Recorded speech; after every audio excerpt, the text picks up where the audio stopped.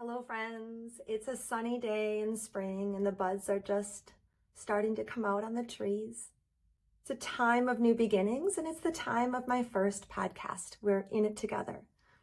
And my children and my husband-like thing and me just got done recording the song that you'll hear at the end of this podcast. We're in it together. And I'm so excited to be here with you.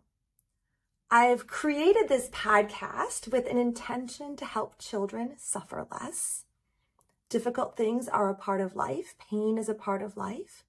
But when we have the resource of self-compassion and we help ourselves and children know that they're not alone, we are not alone, that we're in this together, we suffer less. And so we'll be on a journey together. I consider you to be part of my dream team. I'm hoping you'll share in the dream with me to help kids suffer less. And throughout the weeks and months and years, we'll be hearing from adults and kids that will be inviting us into honest conversations about the struggles that we face as caregivers, the struggles that children face, including our topic today, which is social anxiety. And today I am interviewing Tyler and Cody Feder, and we're going to be talking about their wonderful book, Are You Mad at Me?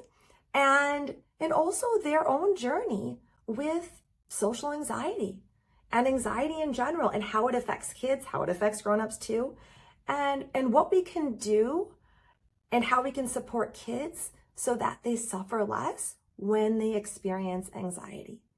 So I'm so glad you're here with me. I'm excited to share the song. We're in it together. Because really, I do know that's the podcast song, and it's the name of the podcast. I do know that we're in it together. I know it in my heart.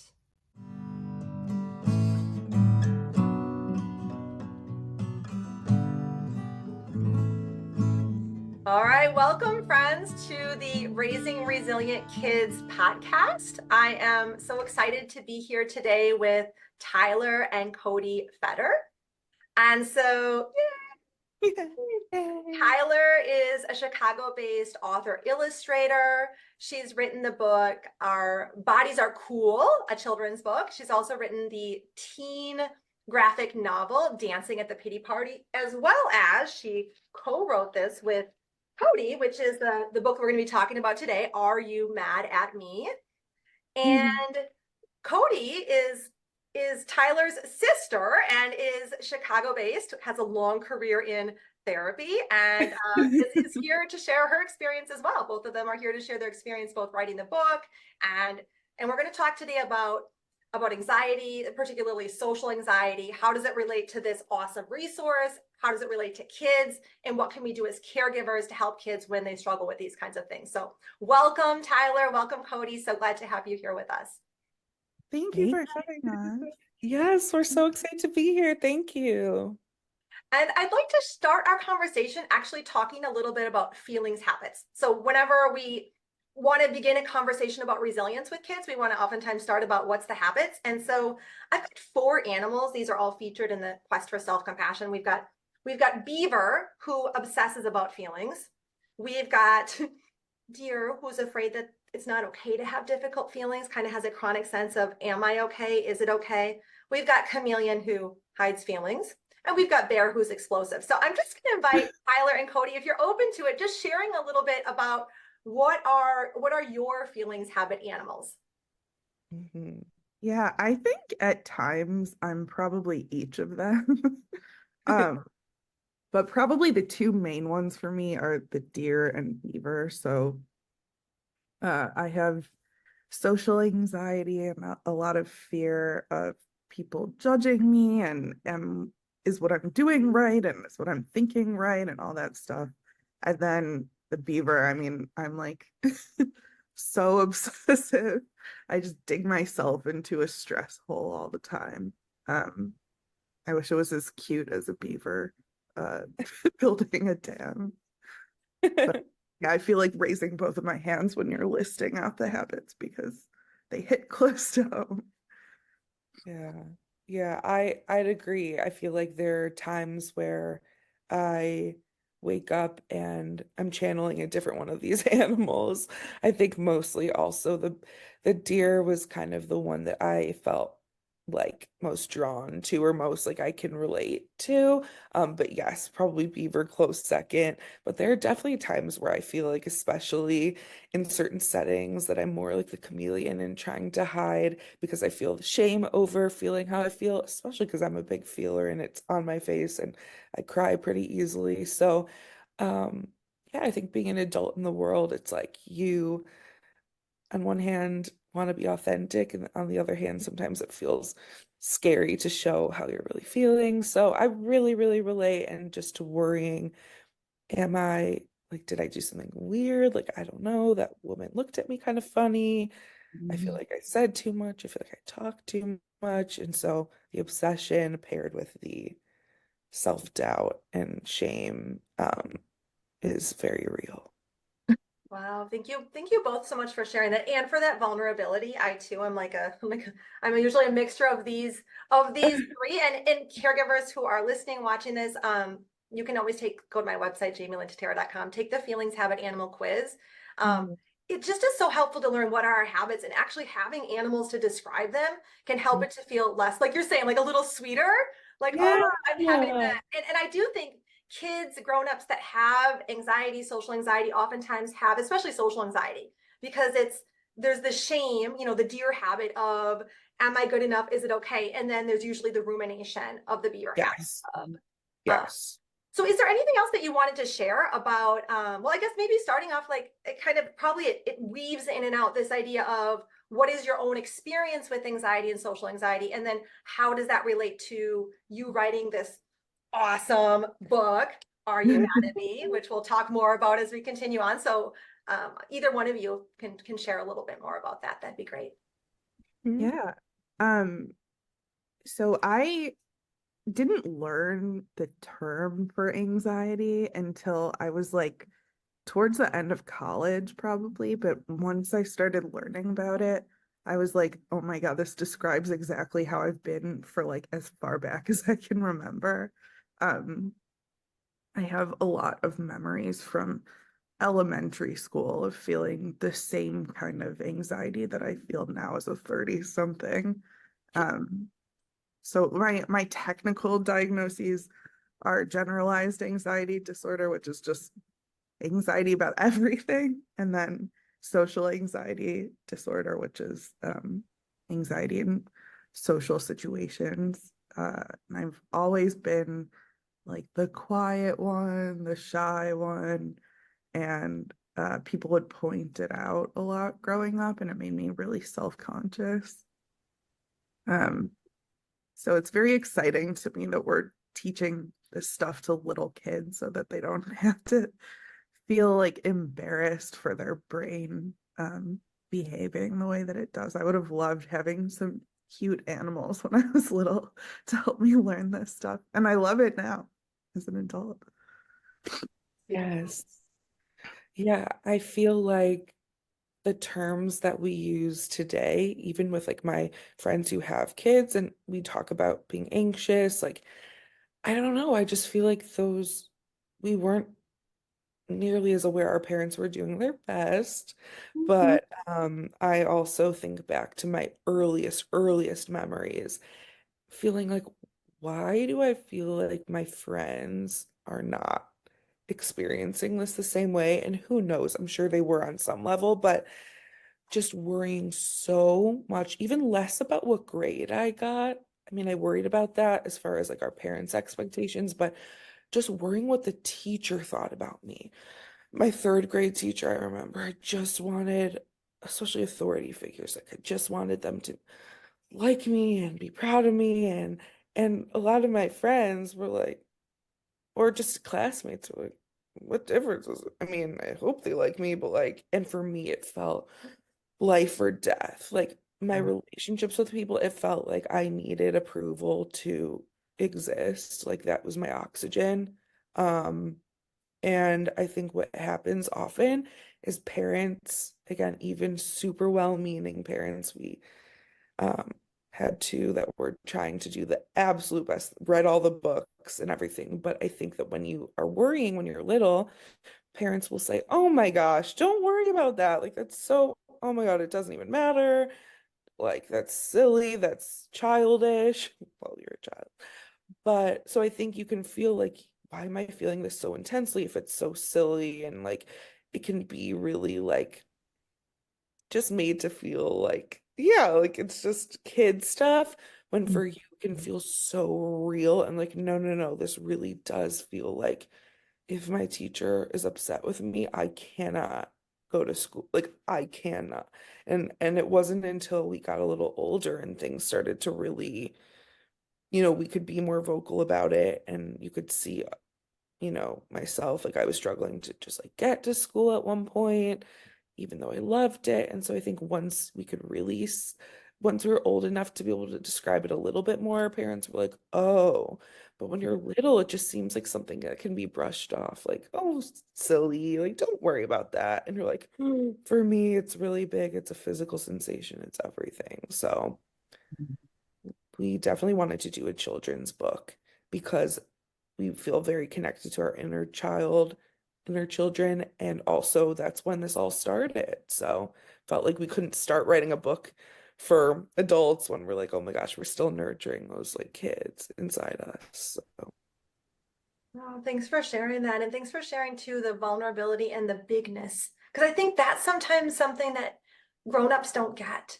We mhm. don't, and I also appreciate that you talked about, because this is my goal too. And my goal is to help parents flag these things early on so they can resource kids with what they need. Because oftentimes we don't see it until they're in middle school, high school, and they're refusing to go to school, or they're like refusing, because Yes. now it's like whoosh, because the brain changes in ways and we become more, cognizant of what our peers think of us. And so I appreciate too that you're talking about how this can play out with authority figures.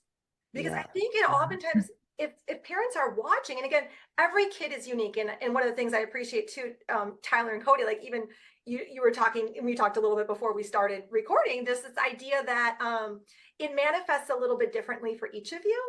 So Mhm. I want to say that, like the way it can manifest for kids, we can be really curious, like, because again, depending on our kids' feelings habit, if it's more of like a chameleon habit, they might be hiding it more. Mhm. It could be more explosive if they have more of the bear habit. But what's going on for all of them underneath the layers is that there's this worry, am I okay? And then like a kind of like a reoccurring obsession with it. But Mhm. I'm thinking about even my own kids. So I too, by the way, worry. Like the other day, my younger daughter has been sick, and we like reached more than 10 days. And so like every absence is unexcused. Oh. And I'm like, oh my God, they're gonna report me to social services. Like, I like my whole body. And I'm like, my older daughter has perfect attendance. Like, I'm fine. We ended up getting, Right. but my nervous system, like, what are people gonna think of me? Right. So but I see with both my daughters too, they have like this, even with me, are you mad at me? Mommy, are you mad at me? Are you mad at me? Like, is this person mad at me? Did I do this right? And I think parents can miss that this preoccupation with um the caregivers and their emotions, or sometimes even siblings and their emotions, can be a sign that the kid is experiencing a form of social anxiety. Definitely, definitely. Um, I think like also it can manifest so much in these like physical symptoms. So if your kid is saying, not in your case with them being sick, but like there were a lot of times too that I'd have a tummy ache, I have a tummy ache, I have another tummy ache, I have another tummy ache. And I think my parents were like, Cody, like, when I was so little, it's okay. Like almost kind of, yeah, thinking it's not Like you're serious making it because, up or something. yeah, yeah. And it was like, yeah, well, I had a tummy ache because when your body is experiencing all this stuff, people, get those psychosomatic symptoms different ways. But that was a big thing for me too, is just like I didn't want my parents to leave because I was getting a tummy ache. Everything was a tummy ache. So like that's Mhm. another thing that I think parents can notice in their kids if if they're feeling sick a lot in certain ways, like maybe there's a need that they're needing to get met, that rather than being like, you can't miss school, which I think is a lot of times the message, but then being like, Which increases the stress, which increases Right. tummy aches. Then you're like, I feel like I'm a Also- bad girl. Yeah. Totally. I also had an experience in fourth grade where I lost my appetite for like weeks. And looking back, it's like 100% anxiety. This is a symptom that I get sometimes when my anxiety is really bad, where food just looks nauseating to me all the time. But when I was little, my parents were like, "What are you doing? What's going on?" And it was this whole scary thing. And ultimately, I went to a pediatrician and he was like, "Oh, yeah, you're okay." And then as soon as he said that, my appetite completely came back. It was like I just needed um, someone to tell me that I was okay. Yeah. And like even though these physical symptoms are associated with a mental issue, it doesn't mean that the physical symptom is any less real. So like it's not like the tummy ache is in your head. It's a real tummy ache. It's just you're getting it because of something that's in your head. And I think that can be confusing for parents and caregivers if like their instinct is to think that their kid is like making up that they're sick to get out of going to school. It can be way more real than that, even if the core of it is still just that the kid is anxious about going to school. 100%. Mhm. Yeah, that's huge. That's huge. And so, and this is actually, I have this host of other animals over here. Oops, I just dropped my snuggles. That these resilience habit animals that we can cultivate in kids to respond to the social anxiety stuff that's coming up. And so I've heard you already touching on a lot of it. Like the spots habit is being able to notice things. And you'll notice my spot, this particular spot has kind of a noodly neck, which the character from your book gets the noodles every time that she feels anxious. And I wrote down like some of the stuff that she says, like, at one point she talks about how the throat is tight, the neck feels wobbly, the legs are like jelly. And so helping kids, and and Cody, you shared stomach aches, and Tyler, loss of appetite, but like helping kids to identify that these physiological sensations go along with these emotional states. And I really appreciate, Tyler, too, how you're saying like it's real. So we're not telling this to kids to be like discount them. What we want is kids to actually become mindful of them. Oh, I'm having this sensation. This means I'm feeling this. And like maybe even to get a little curious about what thoughts I'm having around what's going on there. But really the importance of being mindful of it. And then the other thing I know that it's really cute. I've got this buddy. This is like You Are Not Alone. But it's funny when my younger daughter read your book, and by the way, both of them, I had left it out, and they came home and read and reread it without me ever saying anything about it. Okay, so they just found it. So I recommend your book really highly. All y'all Oh my God. like get the book. But they read it. They both loved it without me saying anything. But when I asked my younger daughter why she liked it, she's like, because it makes me feel like I'm not alone. So there was, and this is beautiful because I feel like if there's one habit that I'd want kids to have around anxiety, social anxiety, it's like, it's okay. It's okay to feel like you do. Like you were saying, like Tyler, like so you just need somebody to tell you you're okay. Yeah. You're okay doesn't mean you're not anxious. And again, I really like too at the end of the book, she says that she knows that she's going to continue to feel anxious and that she's okay, right? So that's like the snuggles is like, oh, it's hard, but super snuggles is like, I can do hard things. And so we really want kids to be able to know they're not alone in the symptoms, and it's okay to feel how they feel, and they can do hard things, right? So like it's not I think that's the kind of the challenge of as parents, as caregivers, is how do we validate, help the kids to be mindful of, and also give them the vote of confidence that you are okay, you are strong. And again, I really love in your book how again and again and again you juxtapose these are the symptoms, these symptoms are real, and the character is like going to get the, I don't know, there's some word for the triple berry tart. I don't know. There's like word for that one that they're going to get, that she can do this hard thing with the social anxiety coming along. Yeah, I Yeah. think a lot of parents have the instinct when their kid is expressing some kind of negative feeling or discomfort or whatever that they want to like get rid of the discomfort. And so our parents sometimes would say things like, "Oh, you don't have to be worried about that," or whatever, which is a completely understandable response. You don't want your kid to be stressing out. But I think the way that I would hear that was like, I'm already feeling stressed, and then I'm not supposed to be stressed. So that just makes it harder. And something that I've been working on in therapy is that uh, now if I like feel my anxiety symptoms coming on, physical and mental, that I can think in my head, oh, there's my brain doing that thing again. So even though I'm feeling that stuff, being able to like categorize it as like, here is a situation that I understand, it's happened before, I've gotten through it before. That alone can make such a big difference in just your like uh strength to be able to weather those times. Yes. And I think that like having an adult say when it comes to the you're not alone thing, to say, actually, I've sometimes I worry too.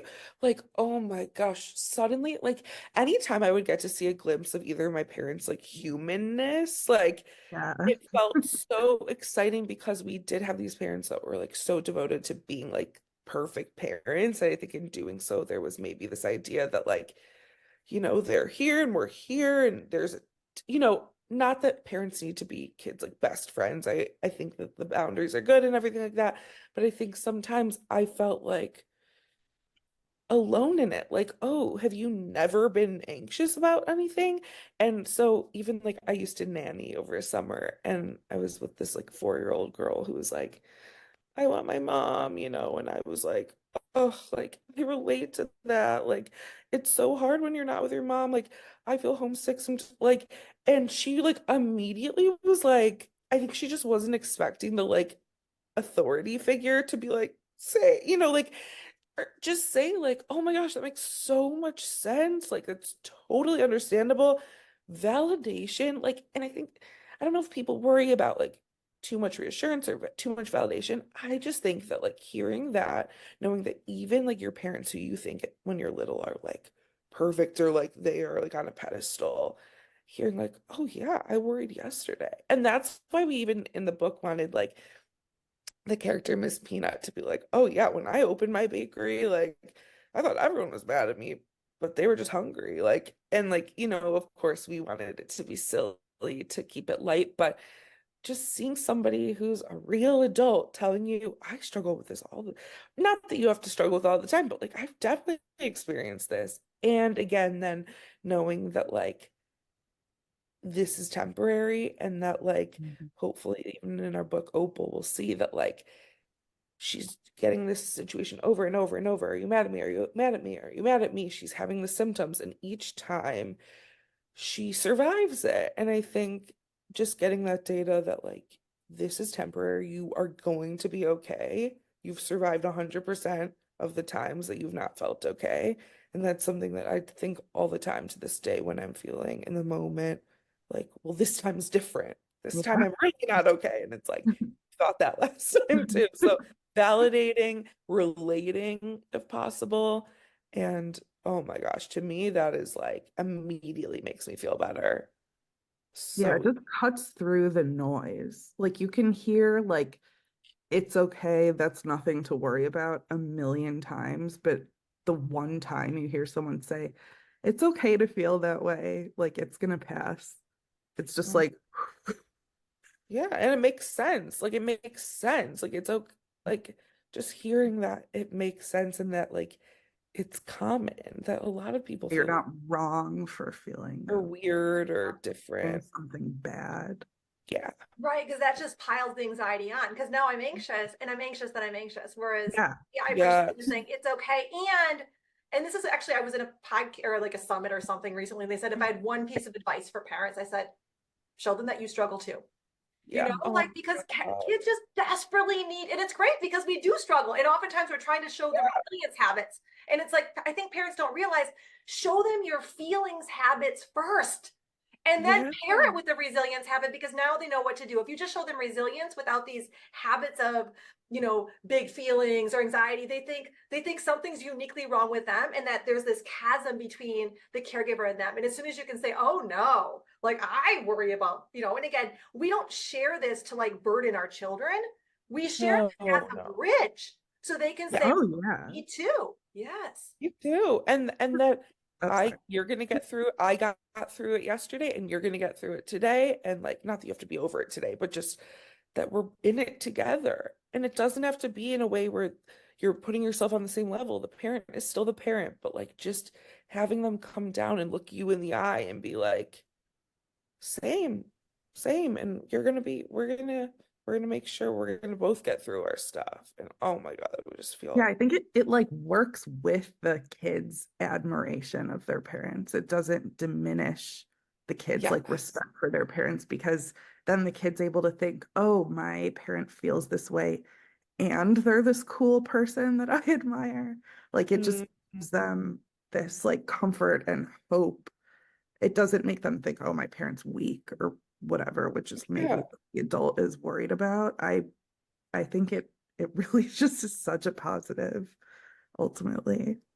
Well, and I think sometimes parents are afraid that we're gonna lead them astray.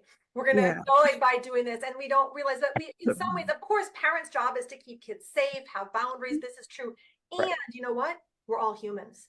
So on one level, we are all on the same level, and that's what we want kids to feel: that I am a human and you are a human, and we can connect on our humanity. And I'm also going to set limits about what is and not okay in this Of house. But like, course. two things are not competitive; they're Yeah. collaborative.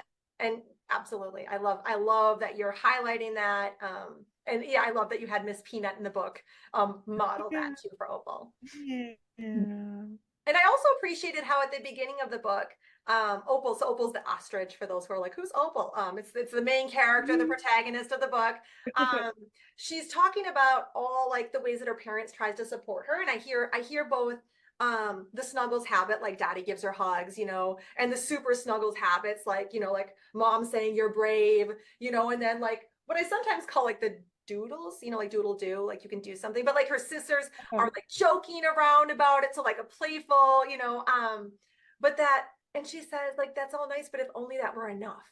So I think sometimes as caregivers, we think if I'm somehow do enough, it's going to make this go away. And I think it's so important for caregivers to know that like your goal is not to make it go away. And I know we've highlighted this again and again. Your goal is to give the kids the resilience habits they need to cope and to be Mhm. able to be mindful of it, like even the beaver habit, right? Like, and I appreciated, Tyler, what you were saying about, you know, this idea that like you didn't use these words, but like I have a beaver in my mind, but I'm not the beaver, right? Like, and this is something I tell kids in my, like when I work with them privately, you know what I mean? I'm like, you got this little beaver. I'm like, but you're not that beaver. You can watch the beaver and you're not that. So, but it's, again, kids get this really, really slowly, these resilience habits. And our job is to help them to be mindful of it, to have resilience habits, not to make it go away. And there's nothing wrong with us as caregivers if our kids continue to be anxious. Like kids have dispositions and it's okay.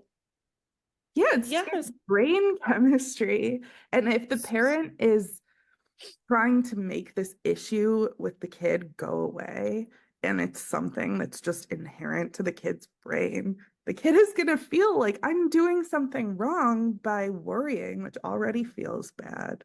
So, And the parent is going to say, if only I was a good enough parent, why am I not able to make them feel better? And it's like like you it's not your fault if your yeah, kid has like a physical illness. right. So it's Right. the same with a mental illness. Like you can treat it and care for it and not have to bring all this judgment um, along with it. Totally. Beautiful. So Absolutely. parents, you hear that? It's not your fault. It's not your No, fault. And like you're not doing no. something wrong because your kid is struggling like this.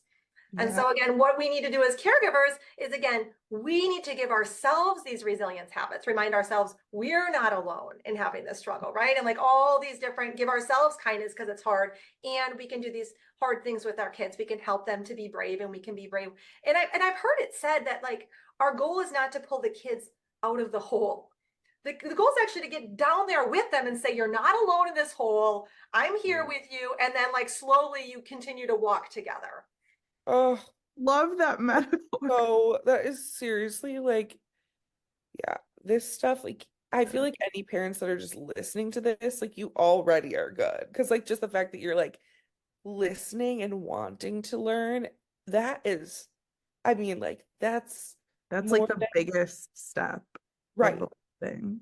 It's like the Yeah. hardest step of a marathon is the one out the door. Yeah, Once exactly. you're like on this journey of learning more about this stuff, like your kid is already in a better place. Yes. Yes. Right. Wonderful. So is there any last, I guess maybe thoughts, resources that you personally have found helpful, or kind of tidbits for caregivers of kids, that you'd like to share as we kind of bring our conversation to a close here? Yeah, I'm trying to think of what things would really help me with my parents. I know, like, on my desk, I keep this little container that's filled with all these like random little things that I like to hold when I'm stressed. Some of them are like actual fidget toys, which I know are kind of trendy now, but a lot of them are, it's like this random shred of my baby blanket or this little worry Oh, stone. And I still have social anxiety, but I have to do Zoom calls for my job. So a lot of the time when I'm getting ready to do a call that I'm nervous about, I'll just find like a thing out of that container and hold it in my hand. And it can help a lot. So I recommend sometimes like a physical object. It doesn't have to be money, anything you spent money on. You could literally like find a pebble outside that your kid likes the feeling of, and just being like, oh, you're nervous, why don't you go pick up that thing? mhm. And kind of like put your stressed energy into it. I think, Yes. yeah, that can be really helpful. I love that.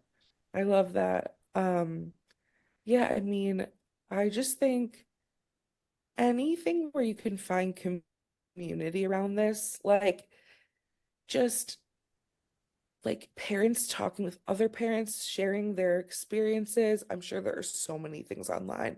I'm not a parent yet, so I haven't looked myself, but oh my gosh, like just helping normalize it.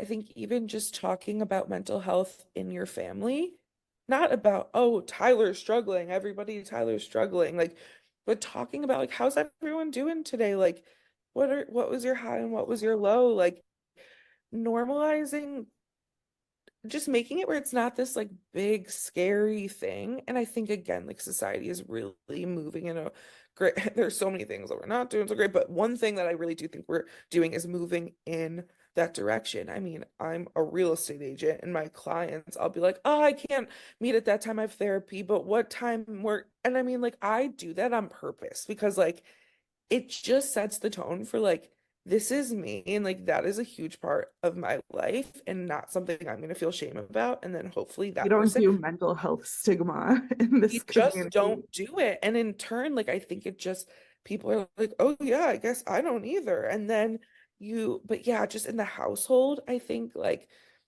had I known more about like how my parents were feeling, I didn't understand why my dad was mad.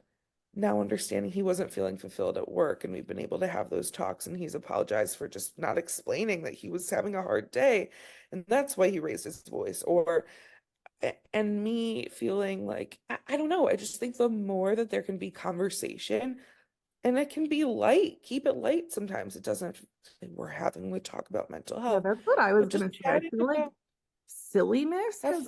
can have a really big role in all of this. It doesn't have to be like you're having like the birds and the bees talk. Although that talk probably should have some silliness in it too. But that's Yes. why we talked about the noodles in the book. We didn't want it to be like Opal has clinical anxiety and blah blah blah. Yeah. Like it can just be like a silly little thing, the same way you might be silly if you're feeding your kid and you do the airplane. It's like Yeah. we're just this is part of being alive, and we can still have like a lighter environment around all of it. Yes. I fully agree. And just making it where you know that your home is a safe place where feelings are allowed, and that if the parent can only do so much and they're limited in their own ways because of their own mental health, there are other people that can be brought in. There are experts that can be brought in. There are so many school counselors, like there are so many things now. And yeah, just knowing that like it's something that is not taboo, can be talked about. If you're feeling like you're not hanging out with your friends that day, you don't have to have your parent tell the other parent that you're sick. You could just say she's having like kind of a tough mental health moment. I mean, if that feels like a safe thing to do, I think just the more that that can happen, the more like congruent we can be with how we're actually doing inside, more authentic. And yeah, I just think I'm so glad this all exists now. I'm just, yeah, we have a nephew, a new nephew, and we're about to have a niece, and I just feel such comfort knowing that they are being brought into a home where it's okay to just experience those feelings and be told that you are going to be okay and that I'm here with you and we're going to get through this. Oh, it makes me just want to burst with fuzziness, warmth and fuzziness. So, Yeah. Beautiful. yeah. Thank you both so much for sharing. Yeah. Hmm.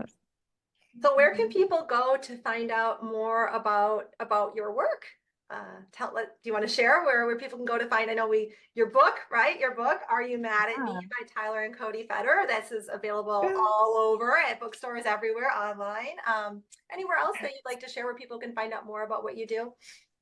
Sure. Yeah, my main internet place is Instagram, and my account's just Tyler Feder. It's pretty easy to remember. And I also have a website, tylerfeder.com, where I try to be on top of things about posting about new projects, but usually it lapses a little while and then I update a ton of stuff at once. But yeah, Instagram is a great way to find me. Yes. Instagram, I would say for me too, it's just Cody Feder. Yeah, we usually post if we're gonna be doing any like story time events or coming to city near you. We just were in Nashville doing a story time with a bunch of kiddos there, and it was so much fun. So we're all about traveling to different communities and reading, but we're also always available to chat. But yeah, I think Instagram usually is the best place, but our email addresses are on there too. But yeah, feel free to reach out anytime. Right. And I just think the fact that two people that have anxiety, social anxiety are on this podcast sharing their experience. Again, what like an example of bravery and courage and what we can model for kids and what we can empower kids to do. Right. So sometimes that what might seem like a weakness when it is held in the right container and offer the right resource can actually be a strength, and kids can use that strength to liberate others. Yes, Amen. here. Awesome. Well, thank you both so much. And I look forward to continuing to follow your work and share about your awesome resource with more families. Thank you so much, Jamie This Lynn. is great. The world keeps turning, things change. We have new obstacles that are thrown in our way. In our way. You can't hold us down. Together we'll get around. You just have to look inside, and you will find that we are in it together. I know within my heart you are not alone. You are not, and we are in it together.